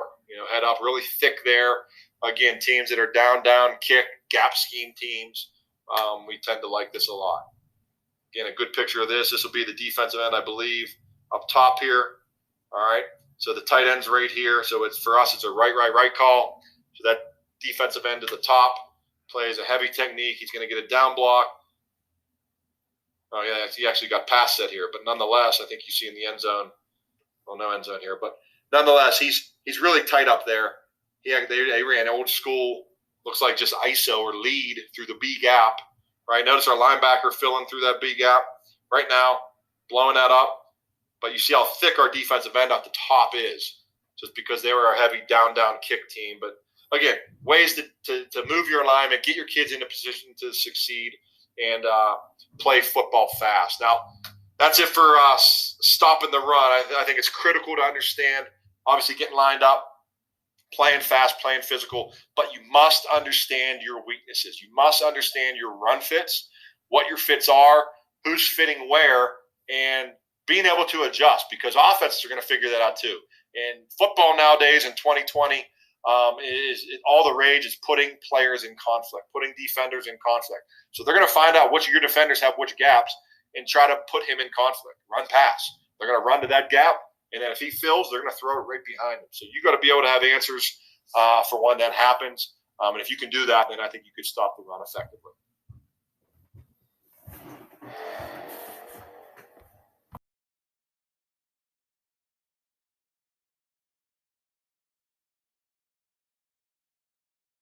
Success with kids that weren't so talented, but were really good technicians. So I think you could do with both types of kids. Too high schemes are not passive in nature by any means. Again, we want to be aggressive. The schemes themselves mesh with the reactionary nature of defensive football. We got to adjust. They're going to present us with different looks. different formations, motions, shifts. So we got to be able to react to that. Staying balanced and adaptive, flexible and structured. These are the keys to being successful on defense, in my opinion. So why press? Number one, it takes away the oxygen plays and the quick game. You know, offenses today, what's an oxygen play? It's a play that they can call on 1st and 10. This is why they throw the ball on 1st and 10, because they can get an easy 5 yards. Oxygen, they have space. They can just throw quick game, throw hitches, throw slants, throw bubble screens, things like that you always hear offensive coaches talk about, getting their quarterback in a rhythm, getting him confidence, getting him completions. Well, those are oxygen plays. So we press on the outside because it takes away the quick game. We even had a hitch thrown at us on the outside in the past 5 years. It just doesn't happen because we're a press team. So it doesn't happen. So that immediately negates about 75% of the routes they can run. So we like that. Number two, very predictable routes based on the release of the receiver. So if you have an outside receiver, and I have a good graphic of it here, next couple slides, but if the inside release is on us, well, then we're very aware there's only 2 or 3 or 4 routes that he can run. And vice versa, if the outside releases, again, very, very small amount of routes that he can run. And we know that. We practice that. We talk to the kids about that, so we can be that much better and that much more in position to succeed. It forces low percentage throws, right? They can't just catch and throw quick game. So they got to throw fades. They got to throw slants into tight windows. They got to throw basically anything they throw will be contested because we have a guy pressed up on him, right in his hip, hopefully the entire time. Easy to disguise. So I say we play press, and we do all the time, but we have other tools in our toolbox that we can help to disguise that. We can press bail, right? You can line up off and come up and press late. There's a lot of different things you can do. We can play press man. We can play, like I said, press bail and play a third. We can play press bail and play the man still. So lots of different things you can do there to disguise what you're doing out there. And then finally, we don't like spacing in between routes. We want to contest throws. High school football, you'll see some good quarterbacks here or there, but for the most part, you're not seeing top-tier Division I kids all the time. So we want to make those kids earn everything they get. And even if you do play a top kid, it's going to make him earn his money that day to complete passes on you. Here's a good picture, a good example of what I'm talking about on the outside there when we're talking low percentage throws. So if you're looking up top here to the corner, all right, right here. So we're pressed right there. I like that. Inside shade. Again, arm's length, able to smell his breath. That's what we tell the kids about. That's how tight we want to be. It's not bump and run, all right? Not necessarily bump and run, although they do have that in their toolbox. If they're playing in a situation they feel they can, disrupt the release, then we'll do that. But we just want to scooch. We want to squash grapes, offhand jam. But you see in the picture here, it's 2nd and 8. We're going to force a fade on them. We're in good position there. We'd like the cornerback to be a little more square. We'd actually like to get a hand right there, a good offhand jam on him. He actually opens up the gate a little too much, but nonetheless, even with some of those technical errors, we're still in great position, and then we finish through the hands, finish through the ball at the end of the play. So again, 2nd and 10 versus us being off coverage, quarterback being able to throw a quick hitch out there, and now it's 3rd and 2, but in our situation, it's 3rd and 8, and I like that a lot better. All right, so again, wide press, players love it. Keeps wide receivers off safeties. So what do I mean by that? For the most part, we're pressing, we're manning. We got our best cover guys on their best people, okay? Also in the blocking, for them to go in there and crack, it's tough. There's a lot of different reasons there. Press is great for the screen game, which I'll show you in the next clip here. It's hard. You got to be really, really good in the screen game to make some yards versus a press corner. And then it fits our aggressive mentality, obviously, and then forces late or poorly timed throws. Again, I coached offense for a number of years. And even now, think about offenses that go out and throw, and they go throw 7-on-7, or they go throw routes on air. Those are on air. They're uncontested. Quarterback catches the ball, takes a 3-step drop. He hitches nice and pretty. Everything works out the way he wants to. He throws it on time, and that's how they want it to be. Well, when you press, you often disrupt the timing of the routes. right? So now that quarterback isn't throwing on time. He has to wait. He has to hitch. And now his throw comes out late, maybe even early. Whatever it is, it's poorly timed, and it's not how they practiced. So, again, looking at this clip here, down the bottom of the screen, we're pressed, real good leverage right there, inside leverage, normal split. They're going to run a little tunnel screen here. Now, albeit the quarterback doesn't make the best throw here, throws it right to our guy, but nonetheless, even if he does throw it accurately, I think we're in good position there to make this tackle, right? They didn't do a good job with their linemen. Linemen on these screens needs to come flat. They have no chance, but nonetheless, we get the pick and we end up scoring on this. But again, point is, it's tough to do. They got to be perfect. Right there, this lineman would have to come out nice and flat to pick us off, and that just takes practice. And again, it deters. We don't see many screens just because of this exact reason. All right, back to what I was talking about at the beginning versus the inside release. So what are you going to see? So looking at this picture, as a corner, again, we're inside leverage right here. All right, inside shade. It's a normal split. There's only so many routes that he can do. All right, no receiver in this country that's any good, or no coach in this country that's any good, that's successful, is going to allow a receiver to inside release and then run back outside on a route. He'll never get there, especially if we're doing what we're supposed to do. So the minute he turns in, we're going to squash grapes, offhand jam, try to cut him off. Perfect world, we're square and we cut him off and even flatten him out even more. But nonetheless, what can they run? They can run a slant, they can run a curl, they can run a dig, and they can run a post. All right, the other one they could run is also an immediate under. And again, that's based on game plan. More times than not, we're going to run with that. Recent years, we're gonna actually try to pass that off to our linebackers and then be able to go back and robot the dig a little bit. But that's a different conversation. So that's inside release. So we know that as corners, if he inside releases, he's going to run an in-breaking route more times than not. All right, outside release. So same deal here, inside leverage. All right, what type of route can he run? So notice the picture. Normally they're out here. They could stay out there. But if they do move inside a little bit, we want to be more head up here. All right, but just disregard that for now for this illustration. I needed room to write the words. But again, outside release, try to stay square, squash grapes, cut them off. In a perfect world, we cut him off and flatten him out more out of bounds. But if he does get the release, we know what can he run. He can run a comeback, an out, a 7 cut, a corner, or he can run a go. And something, I'll be honest, that's been more popular as of late is the goes, but it's the back shoulder goes, the back shoulder fades, right? That takes a special quarterback and receiver to do that, but that's something you'll see as well.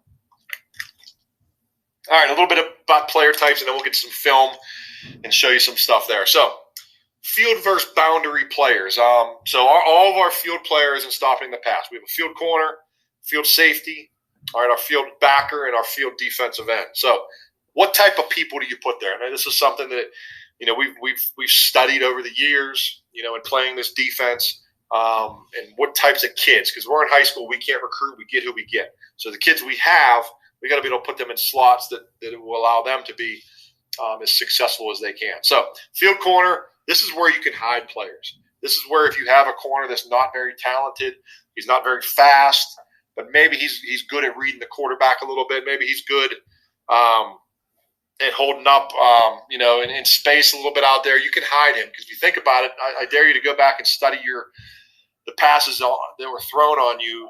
How many times from the hash were they ever thrown to the field corner? All right, not many. I went back 2 years ago and studied ours, and I think we had 4. And of those 4, they were sprint outs. All right, but teams just don't do it. They're low percentage. So that's where you can hide your worst corner. Field safety, this has got to be your best cover safety, right? He's got to be able to take number 2 vertical, and that's hard because teams now are getting smarter on offense. They're putting their best receiver at number 2 sometimes to be able to single him up on that free safety. So you got to have a safety that can cover 2 vertical, and that's tough because he's coming at you. You got a 2-way go. He can run a post. He can run a corner, and that's difficult to do. That's one of the toughest positions. All right, our field backer, this is a guy that's got to be good in space. A lot of times, this is another safety. This is our third safety. If you've got a third safety that's tough enough to play in the box at times, depending on the personnel you're seeing, you could do that for sure. Then we bounce back and forth. But he's got to be good in space. He's got to be able to come up and take away those screens. He's got to be able to take away the bubble screen. He's got to be able to take away the tunnel screen to the field. He's got to be able to take away any quick game to the field there. He's got to be physical, but he's got to be able to be good in space.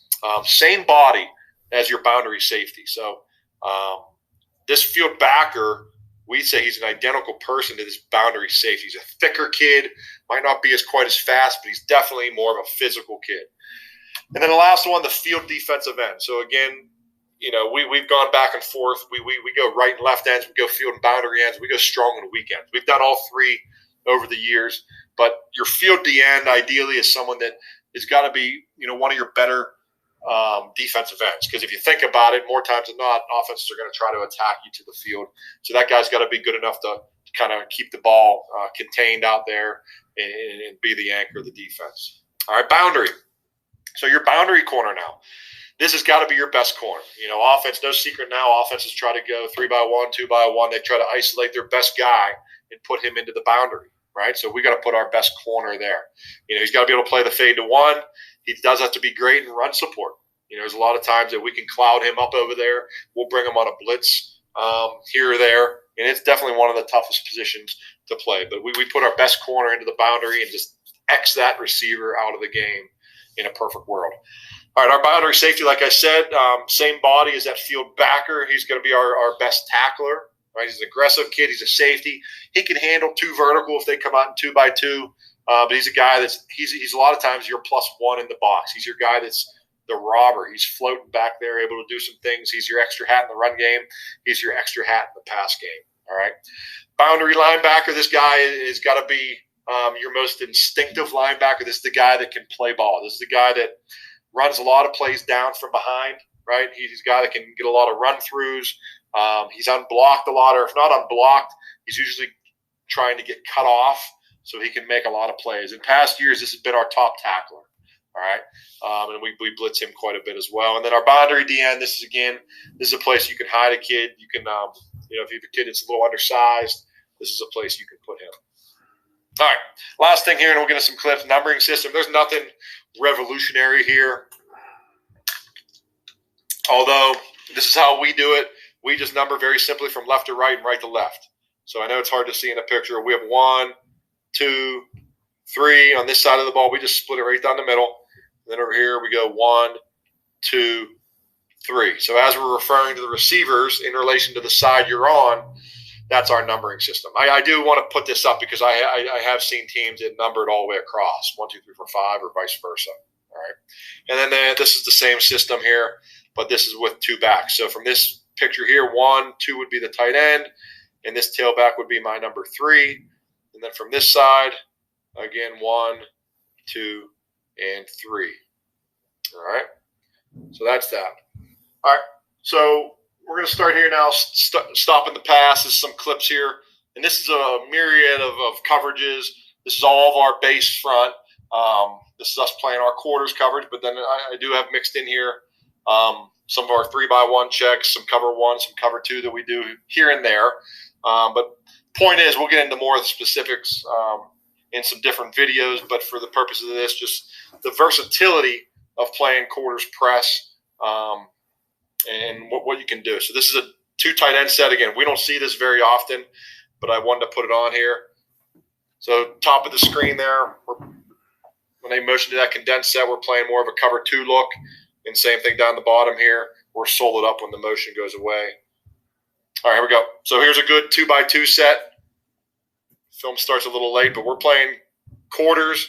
All right, our base quarters, we call cover 8. All right, we don't say cover 4. I know cover 4 is, old school country quarters, zone drop, but we're cover 8. We match up underneath. We're doing good picture there. Here's a good end zone copy from behind. So let's look down here first. Let's look at this safety down the bottom here. All right, this guy right there. Notice this inside leverage, 10-by-2. We're going to scooch. Same thing right there, 10-by-2, scooch. Now, depending on run fits, our Falcon right now, the front's set to him. He does not have a gap. So this is a good way to be able to, we talk about rerouting and really getting hands on number 2 there to help out your safety. And see, he does a good job there. Right there, 2's going vertical right there. All right, I'd like him a little more inside, but he makes this receiver bubble underneath and makes his safety's job a lot easier. All right. Let's look at the safety down the bottom. All right, almost like he's just running them off, but I love the leverage. He maintains his leverage. He scooches off, and we want to force this receiver to go outside of us in a perfect world. All right, corners on the outside. Good down the bottom here. Guy runs a hitch again. We haven't had a hitch thrown on us, like I said, in 5 years. All right, good picture here, 2x2. Looks like they're going to motion across. They do a little inside zone action, play action. All right, 2x2. You notice we're in our quarters set. Everything's the same. Front, believe we set it to the field. So right now, he's got the field side A gap. He's got the B gap. This guy is solid. He does not have a gap right now, so he can help. He can hang out in that slant RPO window. All right, I believe they're going to motion here to the field, fake zone, and I don't know if they're going to throw a bubble or some sort of concept up there. Yep, looks like they wanted to do that. Nonetheless, we're in pretty good position everywhere. Another picture here, same deal. We're doing the same deal, except we have our bandit. Our bandit's just showing a pre-snap show. Again, changing the picture for him. He's going to play the same exact deal that he does. He's a big gap defender. He's just playing it from the line of scrimmage. Really good reroute here by our field backer. Again, we never, ever want to let this guy run straight. We want to make him run the hump. You'll see he does a good job of that right there. Nice collision there with his arm staying square. Really helps out the safety. Really good inside scooch technique on this number 2. We want to make him throw outs all day long. All right. And good contested ball on the fade on the outside. Let's see the corner up top. Let's look at this right now. All right, if anything, I'd like him a little tighter, but we allow our kids a little bit of space, a little freedom, depending on this guy's ability. All right, scooch, scooch. All right, and again, right here, we do a ton of this ball drills, in phase, out of phase with our kids, because playing press corners, you see that quite a bit. All right, same picture again. This is the same game. We're seeing fade upon fade. Overthrown. We like that. Very low percentage throws, right? Very low percentage throws. All right. So the same deal. 2x2. We're going to get motion across the ball into trips, but we're still gonna play our quarters coverage right here. So right now, he's got all of 1. He's got all of 2, like he does. We got to cross key this. So if this 3 would happen to square up and come vertical, our boundary safety has to take that route. All right, let's see what happens here. He goes to the flat. The minute he goes to the flat, this guy becomes a robber. He's extra. He can help on the post. He can help poach 3 coming across. He could help on, if the quarterback was looking this way, he could help on 1. We give him a bunch of different leeway and rules to do that. Now, obviously, he got caught up here inside a little bit. I don't know what the game plan was here, but right now he should be looking at high hat. He see high hat. He reads high hat. He's looking at the quarterback. Where is he eyeballing? All right, so the quarterback did a good job. He looked him off and came back here late, and they throw the fade. But again, low percentage throw, incomplete. All right, 2x2. So we're not going to get into this too much, but they're in a little bit of a condensed set. So you have some decisions to make as a play caller on defense. Do you stay man? Do you stay in quarters? A lot of times you can check cover 2. A lot of times you can check, we'll do a palms check almost. So basically this guy will play first. If 2 comes out, he can play him. And I believe that's what we did right here. We checked cover 2 to both sides. So we're a base cover 2 right here just because of condensed sets. Why do offenses get condensed? Because they want to run mesh. They want to run drive routes like that. They want to run pick routes. So we know that as a defense, so we have answers built in. Let's look underneath.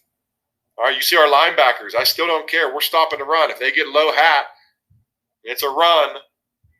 We're going to fill our gaps and then try to react back out late.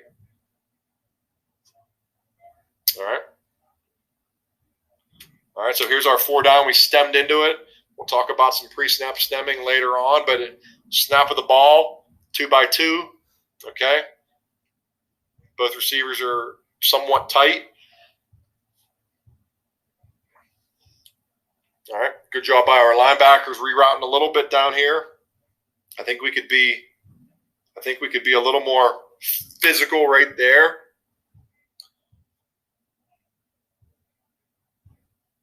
All right, looked like they tried to cross their inside too, but this is a tough deal. But you just got to maintain leverage, stay on top of them. And in a perfect world, right here, we want to try to maintain inside leverage on this guy. We'd rather him run the hump and run outside of us. We don't like when he gets inside of us. All right, we want the quarterback to throw the hard throws. We want the quarterback to throw the ball in the flats or on the deep outsides. They love throwing posts down the middle. So we don't want to give that guy access to the inside. All right. So I know the film starts a little bit late, but it's basically a 2x2 set. All right. So receiver here, 2x2 doubles with the running back right here coming out to the flat. He's already right there. So there's a running back coming out to the flat. It's a little flood concept. So they got a short, a medium, and a go on that side. All right. So let's look at our field backer right there. So again, he should be rerouting. He does a decent job, but again, I'd like him to make this guy run the hump. This is hard for this safety here when he's able to go vertical on us. Safety plays it really good though. He lets him break his cushion down. All right, awesome break on the ball, and this is actually pretty good by this guy too. Though we want to try to play high to low in our zone here now.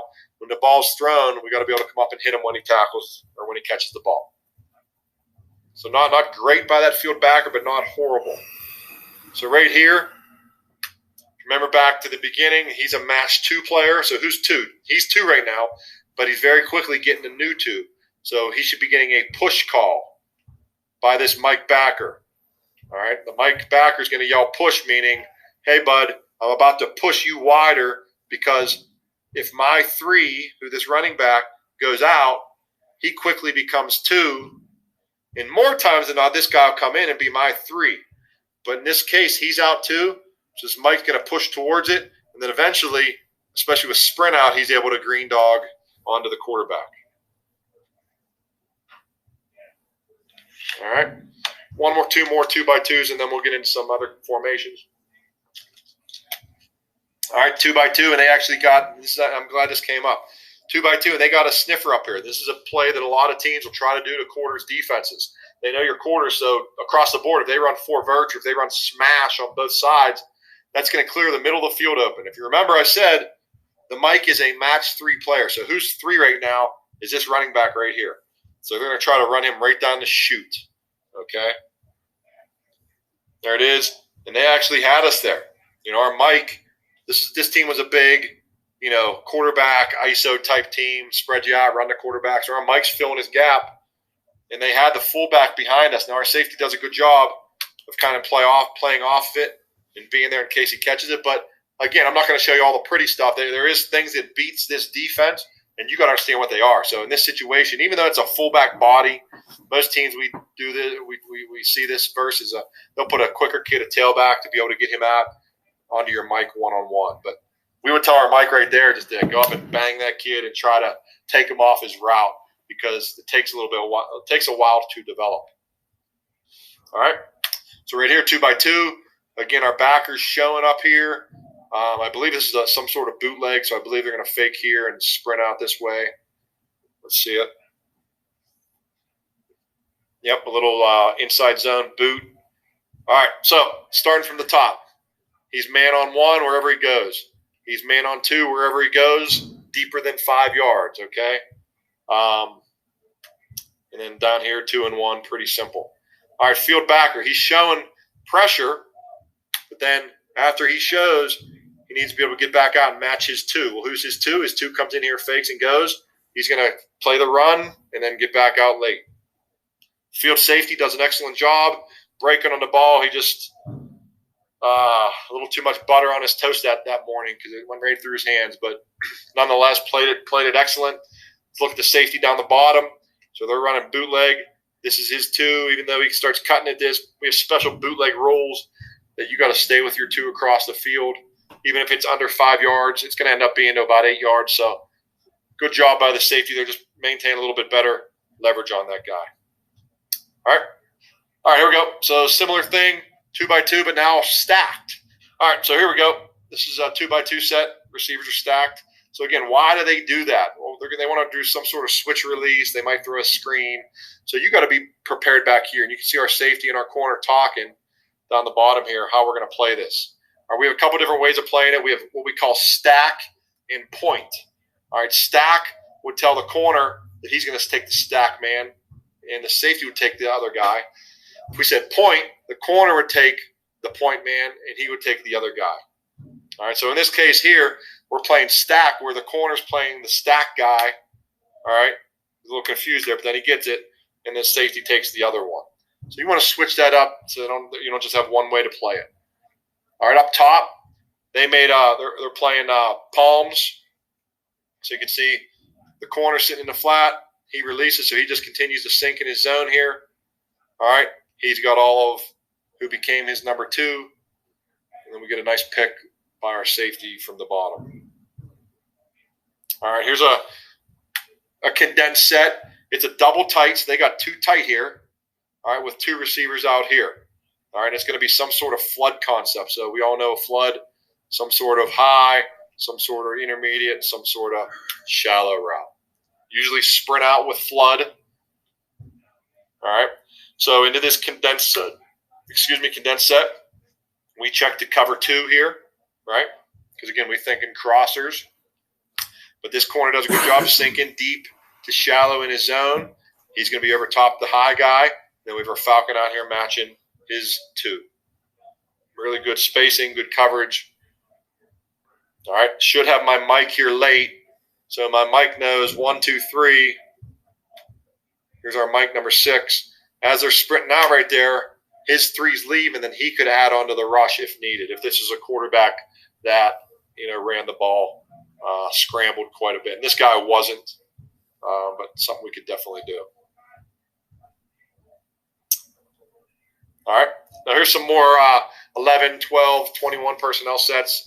This is what we call slot. So they got a slot with their H-back near. Here's the tight end back side here. All right, so we're playing our base quarters. All right, now in this look, based on how the back, and we stem there based on how the backs are aligned, we're soloed up. Now we're never going to press the tight end, but we're man-to-man there. All right, our boundary safety, you can see his eyes. He's cross-keying number 3. If 3 goes vertical, he has him. If 3 blocks, if 3 runs a bubble, then he becomes a robber. He's extra. He can help out on a post, help out wherever needed. Everything over here is the same. So they fake it, run a little bootleg again. Good job by our defensive end of not getting fooled. But pretty good here of our Falcon matching his 2. Probably. Now, he didn't need to commit this much. Again, it's a left call. But play the run. He's a couple false steps there, but he reacts back nicely late. And this is somewhat of a broken play here. You look at our safety here. He's got 2. 2 comes up, goes out, and then as the quarterback scrambles, decides to turn it up, and it turns into a scramble drill. So we're in a good situation there. Trails hip, and then you're in a near phase, in phase, out of phase situation there. And that's, again, something we practice all the time with our secondary. All right, another slot set. So very simply here, it looks like we get a seam out combination. Down here, we checked cover 2. So this corner is going to play the flat, deep to shallow. He's our half field player. Up here, we're playing quarter. So basically, it's quarter, quarter, half. Okay. Really good job. Really, really, really good job of this boundary backer who's in a decent apex position. But if you remember, especially with the ball on the hash like this, we could be tight enough, play the run, play our B gap, but also get out here and reroute, which he does a good job of doing right there. Gets hands on, disrupts the quarterback. He's ready to throw, causes a late throw, and the guy catches the ball out of bounds. All right, so good stuff right there. Similar situation, same team. Looks like they're running smash fade this time, which is a hitch here, some version of an under, and then he's able to go up and run the fade out here. All right. So again, this linebacker's looks like he's apex. Actually, check. We're in Looks like we're playing cover 0 here. All right. Anything, I think our safety could be in a little better situation here. He's probably a little bit off too much. I talked to our guys. Never want to backpedal. We just want to sit there and scooch. 1, 2, 3. 3 shuffles. All right. And make him throw this ball. Because as you can see, it's a low percentage throw. All right. Even though he had his beat a little bit there, I'd rather give that up than any type of underneath post because they're more likely to complete that route. All right. Last one here now. Now here, just based on this team and based on game plan, we're not playing quarters up here. We're actually playing, it's basically a version of cover 3. We're playing half field down here, so cover 2. So he's your flat defender. He's basically your third defender here. And up here, he's your middle post, and he's playing a third. All right, this is kind of almost like a bastardized cover 3. All right. They're running a post-wheel combination. All right, we do a good job of there. We had our field backer carrying the wheel because that's something they like to do. This guy's going to carry and stay in his zone. He's going to stay in the middle. And we did a good job of spreading that out. Probably should have had a pick here. But nonetheless, pretty good coverage. So that's that. That's stopping the pass. We can go into a lot. We can play multitude of coverages, middle field open, middle field closed. Later on in some of our pressure packages, we do some different zone blitzes there. But you can get in anything you need to do to have answers for what the offense is going to present to you.